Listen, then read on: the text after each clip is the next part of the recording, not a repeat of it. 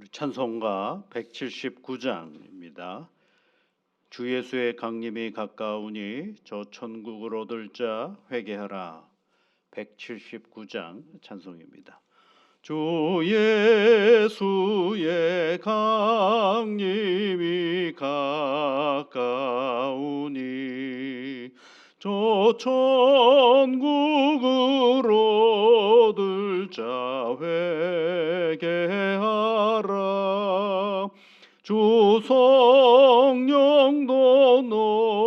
너희를 부르시고 무천사도 나와서 영접하네.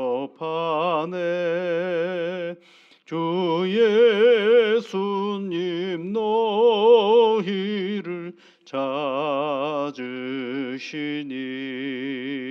왜 의심을 하면서 오지 않나. 온 세상 죄 담당한 어린 양은 죄 많은 자 불러서 구원하네. 이 세상이 즐기는 재물로는 내 근심과 고초를 못 면하리. 또 숨질 때 위로를 못 얻으며 저 천국에 갈 길도 못 찾으리. 내 아버지 주시는 생명 양식 다 배불리 먹고서 영생하라. 곧 의심을 버리고 주께 오며 그 한없는 자비를 힘입으리.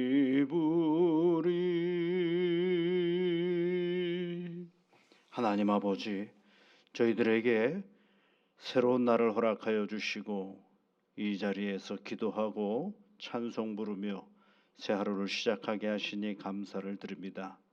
사랑하는 주의 자녀들이 하나님의 이름을 부르며 간구하는 시간이 오니 주 성령께서 친히 임재하여 주시사 내가 부르는 그 하나님이 나를 만나고 계시다라는 이 분명한 사실을 우리의 마음으로, 우리의 몸으로, 우리의 정신으로, 우리의 온 존재가 깨닫는 이 아침이 되게 도와주시옵소서. 그리하여 아버지 하나님, 보이지 아니하시는 하나님이 언제나 우리 삶 속에 함께하고 계심을 우리가 살아가면서 알아가는 귀한 시간 되게 도와주시옵소서. 하나님의 교회를 위하여 기도합니다. 이 땅에 세상에 많은 교회들을 세워주셨사오니 저마다 예수가 그리스도이신 것을 고백하며 나아갈 때마다 세상 속에 단단히 서서 빛과 소금의 역할을 능히 잘 감당케 하여 주시고 세속에 물들지 않는 하나님의 거룩함을 드러내는 복된 신앙의 터전들이 되어줄 수 있도록 은총을 내려 주시옵소서. 이곳에 태는 교회를 세워주신 것 감사를 드립니다. 주 성령께서 이곳에서 함께 신앙의 길을 걸어가고 있는 모든 믿음의 지체들을 격려하시고 새 힘과 능력으로 함께하여 주셔서 몸된 교회에서 함께 예배드리고 함께 교제하며 함께 섬기며 나아갈 때마다 하나님의 삼위일체 하나님의 놀라운 은혜를 보고 나아가는 복된 신앙의 터전이 되어줄 수 있도록 은혜를 내려 주시옵소서. 주 성령께서 함께하여 주옵소서. 예수님 이름으로 기도하옵나이다. 아멘. 오늘 또 함께 볼 하나님의 말씀은 베드로후서 2장 1장 5절부터 7절까지 말씀입니다. 우리 함께 같이 읽겠습니다. 그러므로 너희가 더욱 힘써 너희 믿음의 덕의 지식을, 지식의 절제를, 절제의 인내를, 인내의 경건을, 경건의 형제 우애를, 형제 우애의 사랑을 더하라. 아멘. 힘써 더하라라는 거죠. 힘써 더하라. 여기서 더하라라는 보통 언어에는 시제가 있는데요. 더하라라는 얘기는 계속하라는 것입니다. 진행형이라고 되어 있어요. 우리가 예수를 믿는 그 순간부터 계속 우리 믿음 안에 더해야 될 것들이 있습니다. 그것이 뭐냐면 덕, 지식, 절제, 인내, 경건, 형제 우애를 계속 더하는 것입니다. 그러니까 여러분 예수를 믿는다 그래서 절제력이 생기는 게 아닙니다. 예수를 믿으니까 내가 절제력이 생긴 게 아니에요. 이게 무슨 얘기냐면 예수를 믿고 나니까 우리의 믿음의 내용 가운데는 절제가 있어야 되겠구나 라고 깨닫고 그 다음에 어떻게 하는 게 그 절제를 위하여 애쓰고 노력하는 것이거든. 내가 믿음 가운데 생활하다 보니까 인내가 있어야 되겠구나 라고 알게 된 거거든요. 예수 믿으면 인내가 생기는 게 아닙니다. 예수를 믿고 나니까 믿음 안에 그 믿음을 위해서 우리가 믿음을 지키려고 하고 믿음을 애쓰려고 믿음을 노력하려면 뭐가 있어야 되냐? 인내가 있어야 되겠구나 라고 알았으면 그 다음 뭐 하는 거예요? 인내하는 거죠. 그러니까 여기서 저절로 생기는 게 아니라 계속 뭐 하는 거예요? 이렇게 더하는 겁니다. 이렇게. 그러니까 20대의 인내만 가지고 60대를 살면 안 되고요. 20대의 인내가 있었으면 30대의 인내가 있어야 되고 60대의 인내가 있어야 되는 거죠. 왜 그러냐면 내 믿음의 상황이 계속 바뀌는 거거든요. 시기와 상황과 형편에 따라 계속 바뀌는 거거든요. 그래서 뭐예요? 계속 더하는 거예요. 그래서 5절 중간에 힘써 더하라 이렇게 되어 있죠. 힘써서. 우리 신앙은 예수 그리스도 안에서 계속 진행형이에요. 꾸준히 진행형으로 가는 것이죠. 오늘 이제 마지막으로 여러분 뭘 더하라고 되어 있냐면 사랑을 더하라라고 되어 있죠. 사랑을 더하라. 이게 굉장히 어려운 일이거든요. 이거 아가페는 뭐예요? 우리가 하나님을 사랑하는 사랑, 신적인 사랑을 얘기하는 거거든요. 그 놀라운 거는요. 고대의 헬라 철학에는요. 덕목이 있어요. 정의, 그다음에 뭐 덕, 그다음에 긍휼, 인내 뭐 이런 게 있잖아요. 없는 게 있어요. 그게 뭐냐면 사랑이에요. 사랑은 그 안에 들어가 있지를 않아요. 아리스토텔레스나 플라톤이나 이런 사람들이 얘기한 것 중에 사랑은 없어요. 왜 그런 줄 아세요? 그거는 자기들이 감당할 영역이 아니라고 생각을 합니다. 그럼 이 사랑은 누가 얘기하느냐면 기독교에서만 얘기해요. 예수를 믿는 우리가 얘기하는 거죠. 믿음의 사람들이 얘기하는 것이 사랑이에요. 그래서 여러분이 사랑이 없는 것은요 무익한 존재로 그치는 것이 아니라 남에게 해가 된다라고 생각하죠. 그 예수님이 왜 우리에게 예수님이 우리를 사랑하라고 계속 얘기하셨느냐면 사랑이 없는 건 그냥 그냥 없는 것이라고 생각하면 안 되는 거예요. 사랑이 없으면 누군가에게 해가 된다라고 생각하는 거거든요. 교회는요. 우리가 누군가를 사랑하지 않으면 그것이 타인에게 해가 된다라고 생각합니다. 내가 사랑하지 않으면 그 사람하고 나하고 아무 상관이 없어라고 생각하는 건 기독교가 아니고 내가 사랑하지 않음으로 인해서 누군가에게 해가 된다라고 생각하는 거죠. 그런데 여러분 잘 생각해 보십시오. 사랑은 해놓고선 사랑이 뭘까? 되게 애매하잖아요. 이 사랑은 굉장히 추상적인 단어거든요. 애매합니다. 이 사랑이 뭐예요? 사랑을 어떻게 말할 수 있겠어요, 여러분? 그래서 여러분 사도 바울은 고린도전서 13장에서 그런 얘기를 하잖아요. 사랑이 뭐냐라고 할 때 쭉 설명을 하잖아요. 근데 1절부터 3절까지 말씀해 보면 그 사랑이 얼마나 우리에게 중요한 것인지를 가르쳐 주죠. 내가 내게 있는 모든 것을로 구제하고 내 몸을 불사르게 내줄 줄라도 사랑이 없으면 내게 아무 유익이 없느니라 이렇게 되어 있잖아요. 이게 사랑이 우리에게 얼마나 필요한지를 얘기를 하고 있고, 그다음에 사랑이라고 하면 알아듣기도 하고 못 알아듣기도 하고 내가 정의 내리면 그것이 맞는 것 같기도 하고 그러죠. 나는 사랑한다라고 누구를 상대했는데 그 사랑이 어떻게 도망가기도 하고 나는 내가 사랑한다라고 애써서 행했던 모든 행위들이 그 사람으로 하여금 불편하게 만들기도 하거든요. 그러니까 그런 거 보면 아 내가 사랑합니다라고 말하는 것 자체가 때로는 굉장히 애매모호하고 정의를 다시 내려야 될 것도 같기도 하고 그렇거든요. 사랑은 어떻게 보면 되게 주관적인 언어가 바로 이 사랑일 수가 있죠. 그런데 사도 바울은요, 이 사랑이 뭐냐라고 할 때 그 사랑을 굉장히 하나님의 입장에서 하나님이 우리를 사랑하신 것처럼 그 사랑으로 표현을 한 게 뭐냐면 고린도전서 13장이거든요. 그래서 사랑의 시작을 뭐로 합니까, 여러분? 시작을 내가 그 사람에게 잘해주는 걸로 시작하지 않고 그 사람이 나에게 어떻게 하든 내가 가지고 있는 태도로부터 시작하는 게 사랑이에요. 그 사랑은 제일 먼저 뭐예요? 오래 참고로부터 시작하잖아요.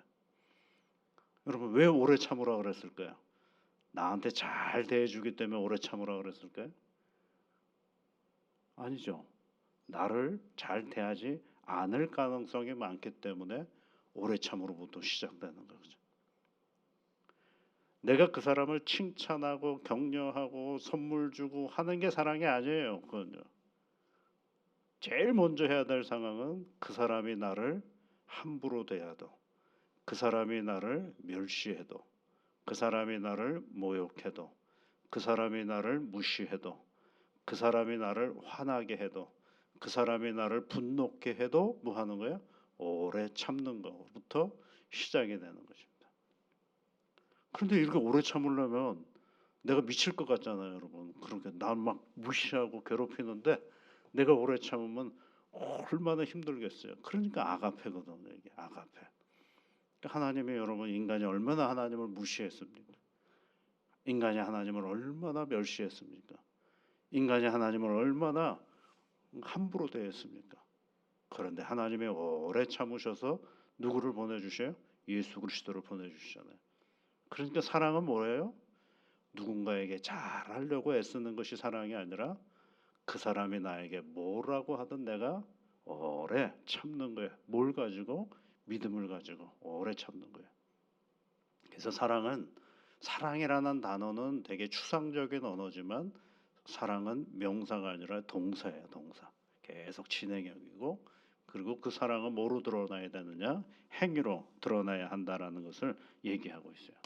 그래서 이제 그 오래 참음에 대한 이야기를 할 때에 야고보 사도는 요한일서는 뭐라고 얘기를 해요? 사랑은 우리가 말과 혀로만 사랑하지 말고 행함과 진실함으로 사랑하자라고 얘기를 합니다. 그러니까 우리가 여러분 착각하시면 안 됩니다. 사랑이 뭐라고요? 시컷 욕하고 나서 그 다음에 선물 주는 게 사랑이 아니에요. 이게 시컷 비판하고 뒤에 가서 비판하고 나서 앞에서는 헤헤거리는 게 사랑이 아니에요. 뒤에서도 비판하지 말고 오래 참는 겁니다. 그래야 뭐가요? 앞에서 그냥 무표정으로 지나도 좋아요. 뒤에서 딴짓 안 하는 게 뭐예요? 그게 사랑이에요. 그런데 앞에서는 그냥 가식적으로 헤헤거리고 하하거리고 잘한다 그러고 하다가 뒤에 가서는 뭐 하는 거예요? 사람을 거의 그냥 언어로 죽여버리는 정도까지 갈 때가죠. 그건 사랑이 아니에요. 오래 참는 겁니다. 그죠? 오래 참는 게 뭐라고요? 이게 사랑이에요. 그 다음에 뭐라고 되어 있을까요, 여러분? 그 다음에 오래 참으면 내게 이득이 있어야 될 것 같잖아요. 그런데 그 다음에 사랑은 오래 참고 그 다음에 뭐 한다고? 온유하며라고 나가고 있어요. 온유하며. 참는 건 내가 잘 참으면 되잖아요. 그렇죠? 그런데 사랑은 또 뭐라고 그러다? 온유하라고 되어 있어요. 온유하라는 얘기는 따뜻하고 관대하며 사려 깊고 기꺼이 돕는다예요. 또 돕는다. 그냥 오래 참으면 그 사람하고 아무 상관없이 내가 참으면 되는 거니까 괜찮지 않겠어요? 근데 온유는 뭐냐면 따뜻한 마음으로 깊이 생각해서 그를 돕는 게 온유예요.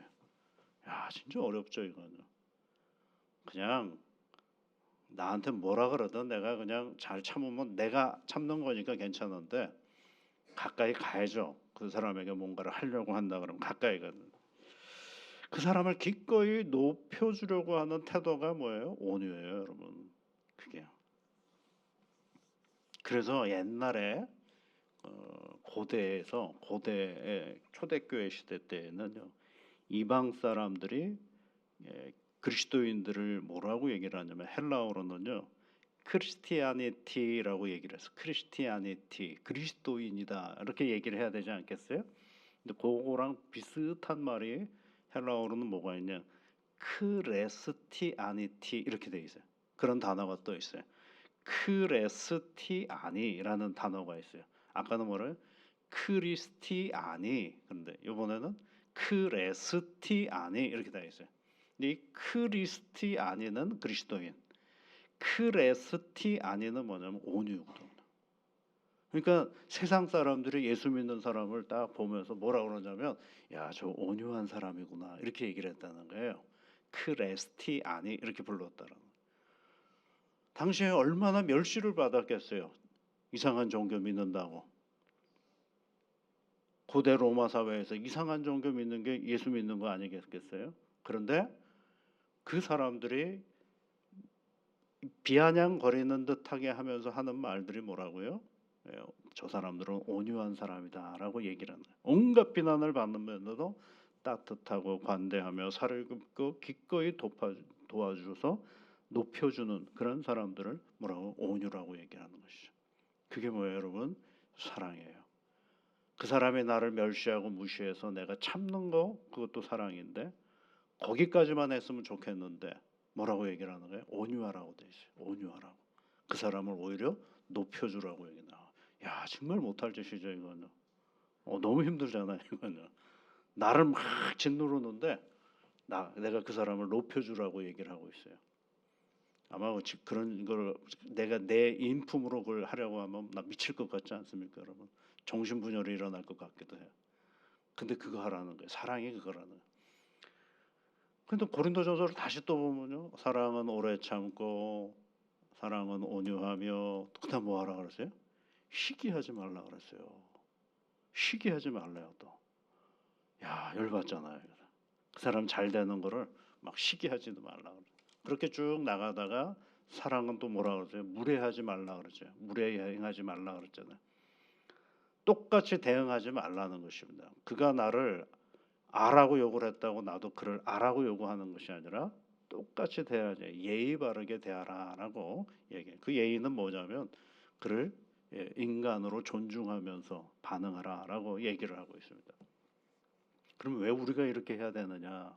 우리 예수님이 그러셨죠. 나는 마음이 어떤 분이라고 그러세요? 온유하고 그렇게 되죠.